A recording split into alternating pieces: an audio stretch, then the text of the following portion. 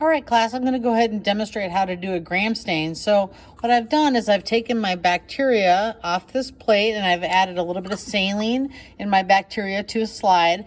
And then I am drying my slide on a slide warmer. So what that does is it fixes the sample onto the slide so that the sample doesn't slurp off when I go to gram stain it. So let's go ahead and move our slide over to the gram stain station. Okay, so the gram stain consists of 4 different stains. The first stain that we're going to put onto our slide is called Crystal Violet. And what I'm going to do is I'm going to just go ahead and flood my slide with Crystal Violet, and I'm going to put that on there for a minute. So you do want to set a timer for about a minute. We're going to go through this a little bit faster than that though. But once we have flooded it with Crystal Violet for a minute, then we're going to take distilled water and go ahead and rinse that off. Then we want to add our next stain, and our next stain is called gram iodine.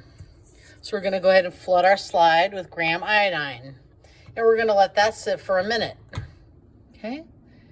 After that's sat for a minute, we're going to go ahead and rinse that off with a little distilled water. And then comes the most critical stage where we add our decolorizer. Now the decolorizer looks like this. Is actually a blend of alcohol and acetone. We don't want to leave that on our slide too long. We want to just squirt it on for just a little bit until the Crystal Violet starts to slurp off. And then once the Crystal Violet starts to slurp off, we can go ahead and rinse it right away with a little distilled water. But again, we don't want to leave that decolorizer on for very long because we just want the Crystal Violet to come off. Okay, so our 4th stain is called gram safranin. And it looks like that. And we're going to go ahead and flood our slide with gram safranin. And we're going to leave that on there a minimum of 1 minute. Okay. All right, so once the minute has elapsed, we can go ahead and rinse that off.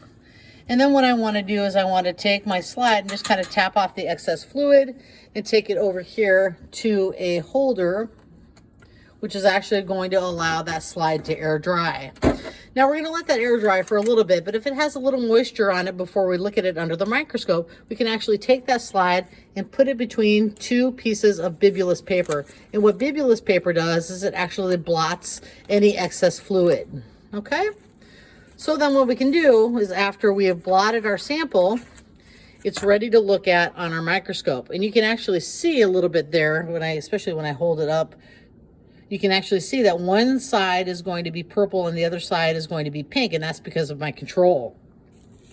So let's go over here and go over to the book and let's take a look at what we're going to see. So on the gram positive side, we're going to see bacteria that look like cocci that are gram positive, and gram positive is going to be purple. Here's some examples of staph that are gram positive in clusters. And then what you also want to look at is our gram-negative organisms. So let's see if I can find our gram-negative organisms. So here's our gram-negative organisms, and they will be pink. And there you can see some nice bacillus right there that are gram-negative, that are pink. Okay, so that's how we go about doing a gram stain.